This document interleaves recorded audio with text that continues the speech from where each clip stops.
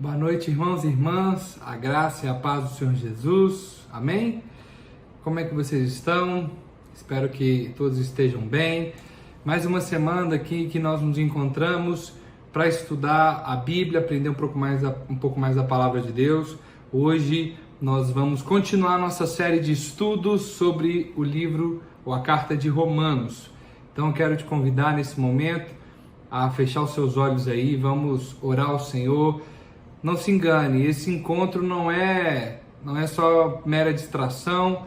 Você, quando para meditar, para ouvir a voz de Deus, para fazer o que vamos fazer, nós estamos nos consagrando e separando o tempo para o Senhor. Então, se volte para o seu espírito aí, pare tudo que você estiver fazendo nesse momento, se consagre ao Senhor, se volte para Ele. Pai, nessa hora nós te agradecemos, te damos graças pela oportunidade, ó Pai, e pelo privilégio de desfrutarmos e aprendermos mais da Tua Palavra. Senhor, estamos aqui reunidos em Teu nome e a Tua Palavra nos garante que quando dois ou mais se reúnem em Teu nome, o Senhor se faz presente. Mesmo à distância, nós sabemos que o Senhor está presente aqui conosco, o Senhor está aqui na nossa casa, onde nós estivermos, o Senhor está conosco. Por isso te pedimos, Paizinho, fala conosco. Espírito Santo de Deus, nós queremos ser ministrados pelo Senhor, queremos exaltar o Teu nome agora no nosso lar, na nossa casa, onde estivermos, que o nome de Jesus seja exaltado. Nós te adoramos, Senhor, bendizemos o Teu nome e oramos no nome de Jesus. Amém e amém. Nós vamos adorar o Senhor e prepare o seu coração para receber da palavra de Deus, no nome de Jesus. Aleluia, glória a Deus. Mais uma vez nós estamos aqui para receber a porção que o Senhor preparou para nós. Que você possa abrir o seu coração, que você possa se render.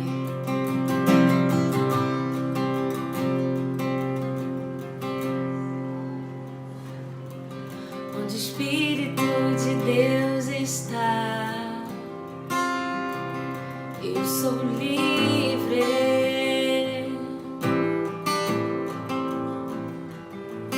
Onde o Espírito de Deus está, somos livres.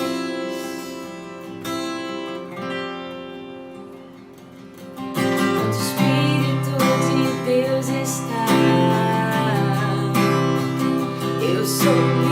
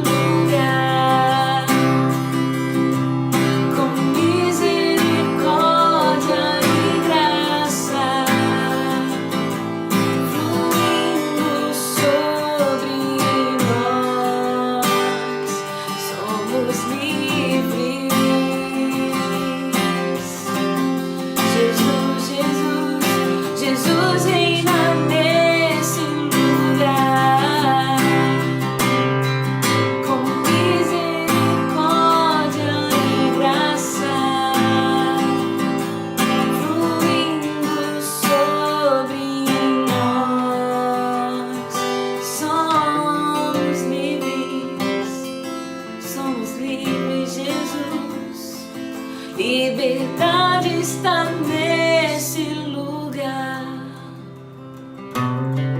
com misericórdia e graça, fluindo sobre nós.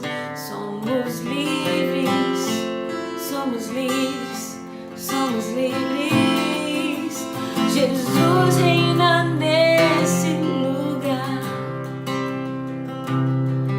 com misericórdia e graça, fluindo sobre nós. Somos livres. Aleluia, glória a Deus. Que o Senhor seja exaltado nesse mesmo espírito de adoração.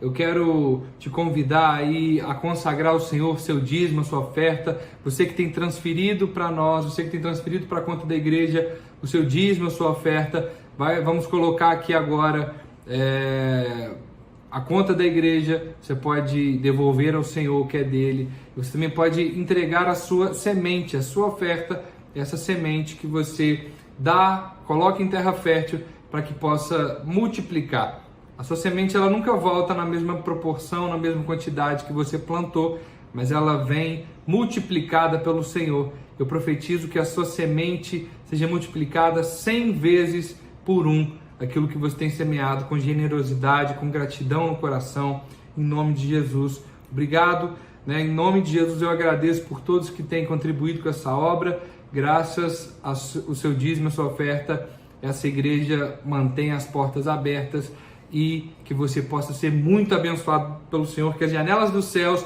se abram sobre a sua casa, sobre as suas finanças, e você seja muito abençoado no nome de Jesus.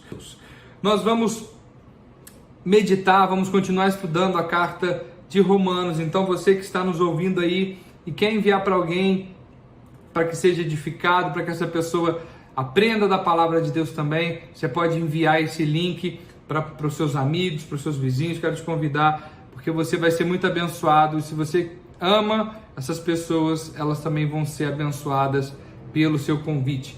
Nós vamos estudar agora o versículo 8 de 1 Coríntios. Do versículo 8, hoje nós vamos estudar até o versículo 17. Então, abra o seu coração aí. A medida da sua expectativa pela palavra vai ser a medida do derramar de Deus. Por isso, se acomode aí no seu lugar, vamos abrir o nosso coração para a palavra de Deus. Feche seus olhos mais uma vez. Pai, obrigado pela tua palavra. Te pedimos espírito de sabedoria e revelação dessa palavra, revelação do pleno conhecimento do Senhor, ó Pai. Que os nossos olhos se abram, que o nosso coração nessa noite seja uma terra fértil para a semente da tua palavra. Nós te agradecemos pelo privilégio de poder estudar essas palavras. E, Pai, que não seja apenas um conhecimento intelectual, mas que caia como revelação no nosso espírito.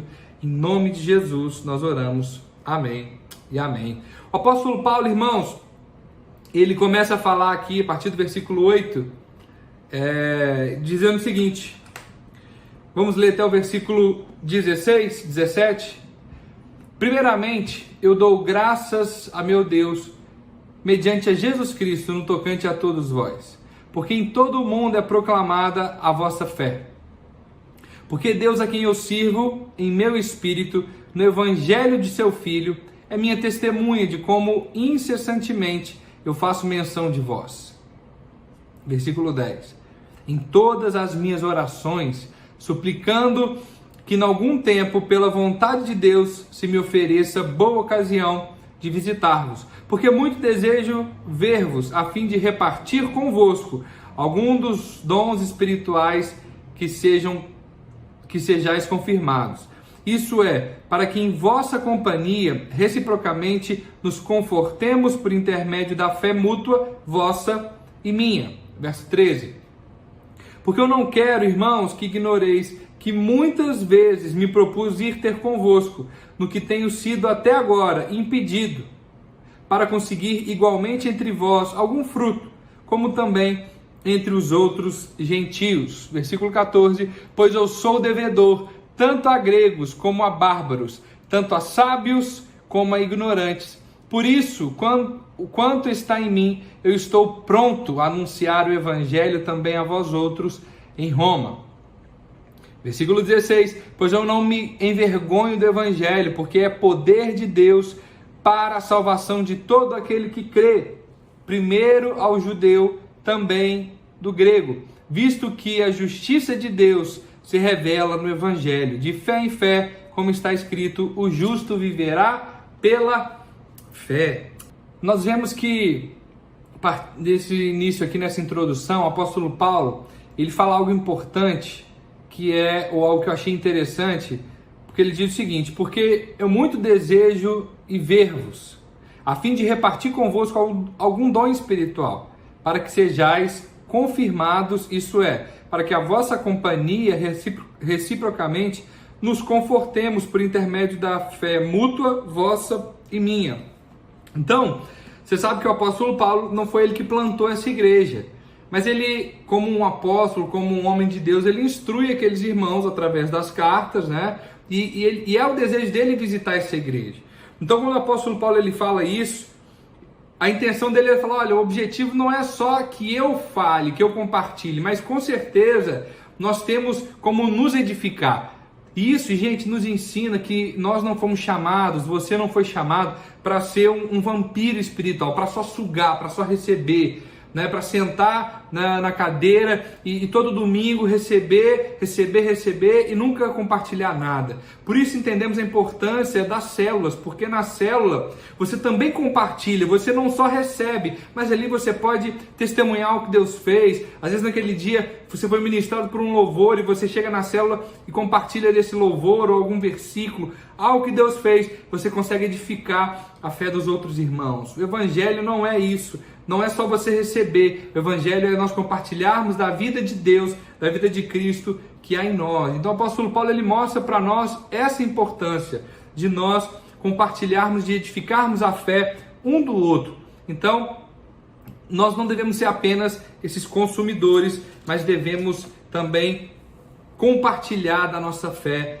né, para que todos possamos ser edificados. E aí ele continua no versículo 14. Primeiro ponto que eu destaco, que eu quero reforçar, ou quero frisar desse estudo, é o versículo 14, onde ele diz: pois eu sou devedor tanto a grego como a bárbaros, tanto a sábios como a ignorantes. Primeiro destaque do apóstolo Paulo aqui, que a gente está falando, é que ele se considerava um devedor. Por que ele se considerava um devedor? Porque ele sentia a necessidade de pregar esse evangelho. Ele tinha sido tão abençoado, ele tinha sido tão edificado, que ele não podia guardar isso só para ele. Nós também somos devedores. Quando que você se torna um devedor? Preste atenção. Se eu entrego algo para você, eu entrego um envelope para você entregar para o seu vizinho. A partir do momento que eu te entreguei esse envelope, você está devendo para mim esse serviço, entregar para o seu vizinho. Só que você não está devendo só para mim, você também está devendo para o seu vizinho entregar esse envelope. Então nós recebemos algo muito precioso, nós recebemos algo de muito valor. E é por isso que nós somos devedores dos nossos amigos, dos nossos vizinhos. Você é devedor de quem trabalha com você. Por quê? Você tem algo tão maravilhoso que você precisa compartilhar com essas pessoas.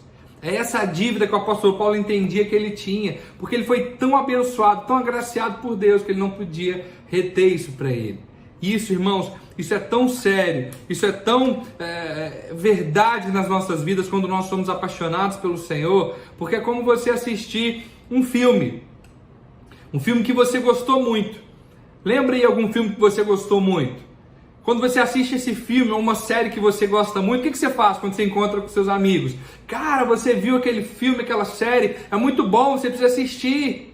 Porque aquilo foi tão edificante ou tão prazeroso, né, esse entretenimento, que você quer compartilhar. Da mesma forma deve ser com o evangelho. Nós somos tão enriquecidos, tão abençoados, e essa atitude nós devemos compartilhar. Recebemos algo tão precioso da parte de Deus que nós precisamos compartilhar com os nossos vizinhos, com os nossos amigos, com quem trabalha conosco, porque isso foi muito, né, isso é algo muito precioso que nós temos. E não é algo para gerar peso na sua vida. Preste atenção. Não é uma condenação, né, que você fica se martirizando. Não, mas é um senso que nós desenvolvemos de obrigação, ou um senso de algo que foi tão bom para mim, que eu não posso guardar isso só comigo. Né? Uma coisa é você fazer porque alguém te mandou. Uma coisa é você fazer porque o pastor pediu, o pastor, né, te deu essa missão. Outra coisa é você fazer porque o próprio Deus, ele colocou esse encargo dentro de você, né? Se um pastor, um líder colocou essa obrigação sobre você, vai virar um peso, né? Mas quando Deus coloca isso no nosso coração, não precisa ninguém pedir, né? É prazeroso para nós compartilhar, falar desse amor. Então, o segundo ponto que eu quero destacar é esse: o encargo, a paixão por anunciar o evangelho. O apóstolo Paulo está mostrando para nós que ele estava pronto para anunciar isso. Ele não era perfeito, mas ele estava com o coração disposto, um sentido de urgência de anunciar, né? Algo queimava no coração dele para anunciar esse evangelho. Preste atenção, se esse evangelho não toca você, não tocará os outros através de você. Se esse evangelho ele não convenceu você, se você não acredita no evangelho de Cristo, você não vai conseguir convencer ninguém. Ninguém vai ser convencido através de você. Quando você fala, se não tiver verdade, se não tiver amor, as pessoas que ouvirem, vai soar algo raso, algo que não é verdadeiro. Se esse evangelho não queima no seu coração, também não vai queimar no coração de ninguém através de você. Para que esse fogo queime no seu coração, nós precisamos dessa atitude que o apóstolo Paulo ele vai falar no versículo 15. Por isso, quanto está em mim, eu estou pronto a anunciar o evangelho também a vós outros em Roma. O que você precisa para, assim como o apóstolo Paulo, você estar pronto para anunciar o evangelho? Você precisa desse encargo, dessa paixão pelo Senhor. Sabe? Precisa ser algo que te impactou tanto, como um filme, como uma série, como eu disse. Sabe? Foi tão gostoso, foi tão prazeroso para você, que você quer falar para os seus amigos, para os seus vizinhos, para quem trabalha contigo. O evangelho precisa marcar primeiro você. Talvez você esteja ouvindo falando, pastor, mas eu não tenho nenhuma experiência. Então está na hora de você ter mais intimidade com o Senhor e pedir para Ele, falar, Senhor, eu quero ter experiências com esse evangelho. Eu quero ter experiências com Cristo. Eu quero que o Senhor marque a minha vida. Eu quero ter esse encargo por essa obra, por esse evangelho. Porque aí sim, você vai compartilhar de algo que marcou a sua vida. Né? Você vai, assim como o apóstolo Paulo, entender essa urgência, essa necessidade de compartilhar. O terceiro ponto é que o evangelho ele é poder de Deus. Talvez você ainda não teve essa experiência com o poder de Deus. Talvez o evangelho você só tenha conhecido, né, de ler, de ouvir falar. Mas existe um poder de Deus disponível para nós. E o versículo 16, o apóstolo Paulo fala disso. Pois eu não me envergonho do evangelho, porque é poder de Deus para a salvação de todo aquele que crê. Primeiro do judeu, também do grego. Não tenha medo de anunciar esse evangelho. Irmãos, o evangelho é a mensagem mais poderosa que existe. Sabe, mais poderoso do que você contar uma novidade, uma notícia, né, um furo de reportagem, uma notícia que ninguém sabe. O evangelho é a mensagem mais poderosa e preciosa que nós temos, porque ela é loucura para o homem natural. A mensagem da religião, qualquer homem entende, qualquer criança entende. Qual é a mensagem da religião? Faça o bem que você será recompensado, mas faça o mal e você vai ser punido. Essa é a mensagem da religião. Não precisa de revelação para entender isso. O ímpio, o homem natural, ele entende isso. Mas a graça de Deus, o favor de Deus para nós, precisa-se de revelação para entender isso. Porque a religião ela vai dizer, olha, onde abundou o pecado, abunda também o castigo.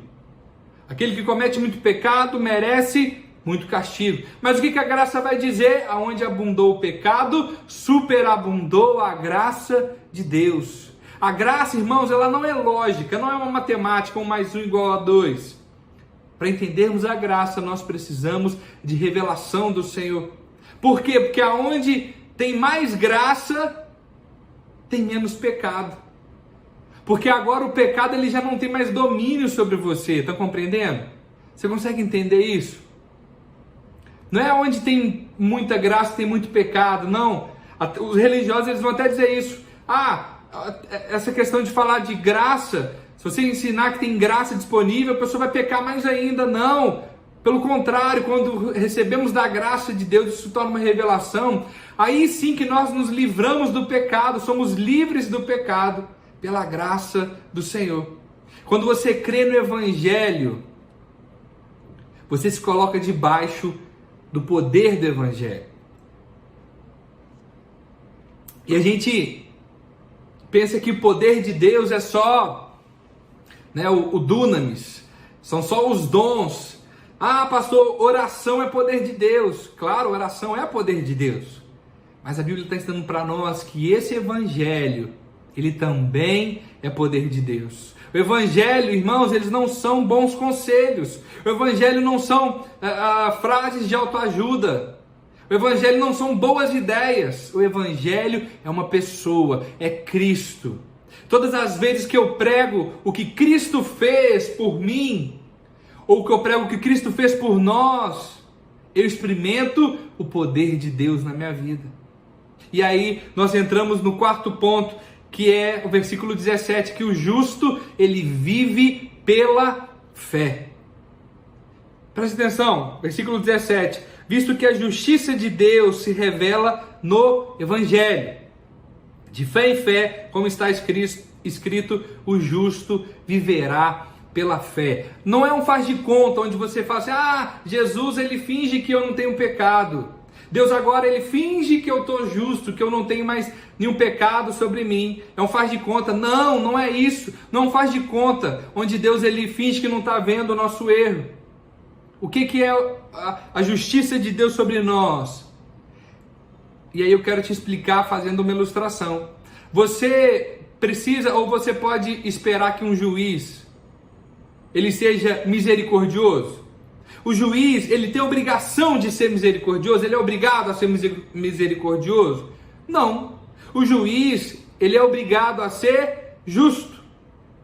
E o que é a justiça? É ele cobrar o preço da dívida. Então, se está escrito lá na Constituição que determinado crime, né, o preço desse crime são 10 anos de prisão, por exemplo.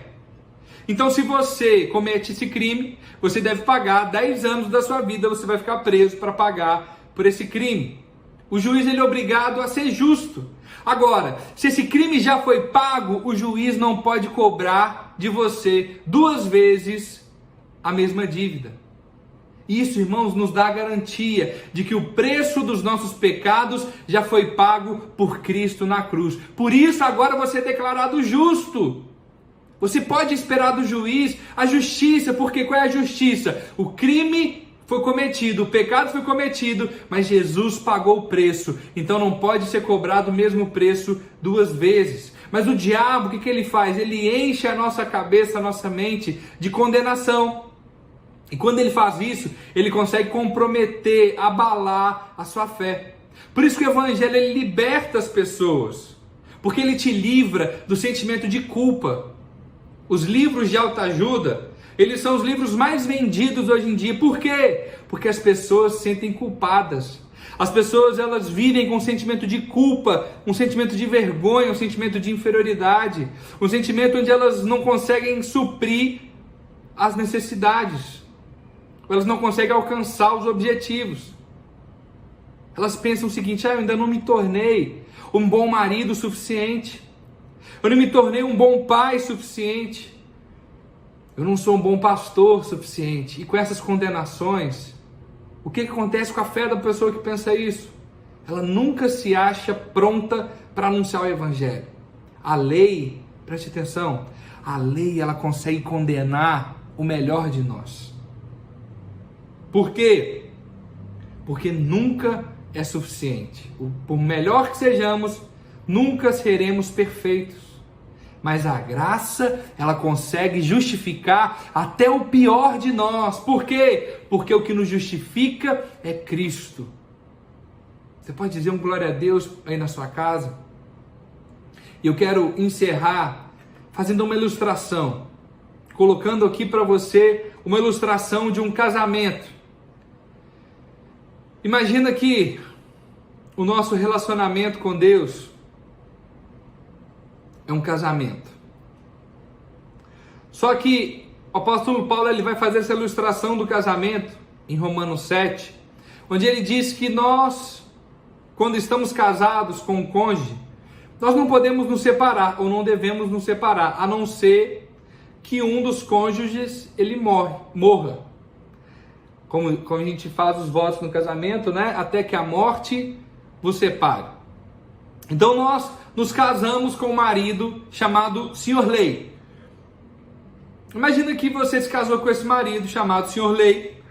E ele é muito exigente. Esse senhor lei, ele quer que a comida seja feita da maneira dele, do jeito dele. Ele quer que a casa esteja limpa e organizada do jeito dele.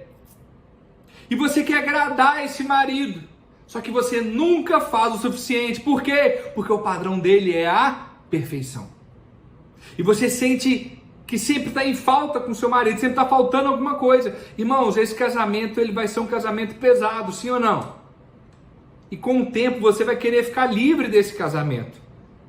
Só que só pode se separar do casamento quando uma das partes morrer. Mas a lei ela não morre. A lei ela é eterna. Por que ela é eterna? Porque a lei ela é o padrão de Deus. Então quem morre? Quem morre é você. Quando Cristo morreu, a Bíblia diz que nós morremos juntamente com Ele. E quando Cristo ressuscita, também ressuscitamos juntamente com Ele. Então você agora está livre para se casar de novo. E esse novo casamento, esse novo marido, agora você se casa com o Senhor Graça. Com o Senhor Cristo. Esse novo casamento, ele é agora com o Senhor Cristo, ou com o Senhor Graça. Só que esse marido, o Senhor Graça, ele é tão exigente ou mais do que o Senhor Lei. O padrão desse Senhor Graça é superior, porque o Senhor Lei dizia, olha, você não pode matar o seu irmão.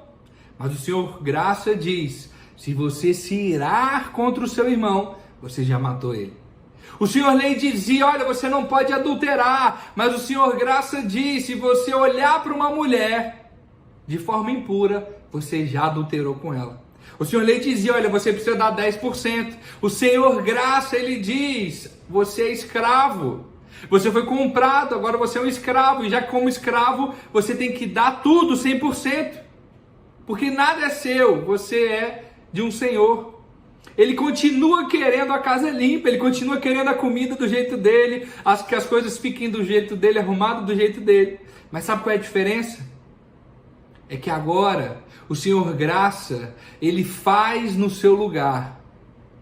A mensagem da religião é você tentando fazer para agradar a Deus. A mensagem do Evangelho de Deus é o quê? É Deus fazendo tudo para o homem que não merece nada. Na religião nós nos esforçamos para receber a bênção de Deus. Mas no Evangelho é a bênção de Deus que corre atrás de nós. É a bênção de Deus que nos alcança. Quando você crê nesse Evangelho, você é declarado justo. Pastor, mas isso é bom demais para ser verdade. Esse Evangelho é muito barato. O barato ainda custa alguma coisa. Esse Evangelho, ele é de graça. Custou um preço muito alto, mas Cristo pagou esse preço. Nós somos devedores do bairro do Ingá, da cidade de Niterói. Nós somos devedores dessa nação. Por quê? Porque nós fomos tão abençoados que essa mensagem, ela precisa ser proclamada. Mas como que nós proclamamos isso? Com oração, com paixão, com encargo. Olha que interessante aqui, no início, o apóstolo Paulo ele vai dizer, versículo 9, porque Deus, a quem eu sirvo, em meu espírito. Percebe que o espírito aí, se você ler na sua Bíblia, ele está com E minúsculo. O que significa? Que é o nosso espírito. Não está falando do Espírito Santo, está falando do nosso espírito. Então nós servimos a Deus em espírito. Como você não consegue servir a Deus em espírito sem se consagrar a Ele, sem orar, sem buscar a presença dEle. Então é assim que nós fazemos. Nós não nos envergonhamos do Evangelho, porque ele é poder de Deus para a salvação de todo aquele que crê. Então que você possa crer nesse Evangelho, porque ele é poder de Deus. Que você desfrute do poder disponível nesse Evangelho. Desfrute da graça, do favor que já está disponível para nós. Em nome de Jesus. Amém. Deus abençoe. Até semana que vem. Onde o Espírito de Deus está, eu sou livre.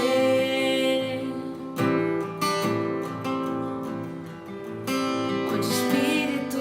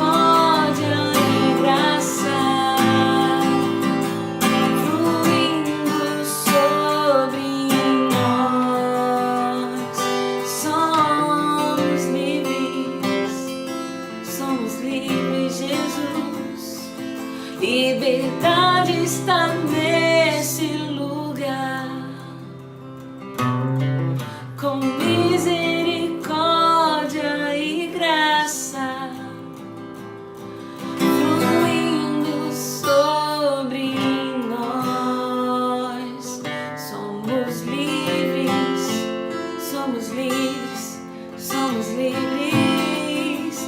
Jesus reina nesse lugar, com misericórdia e graça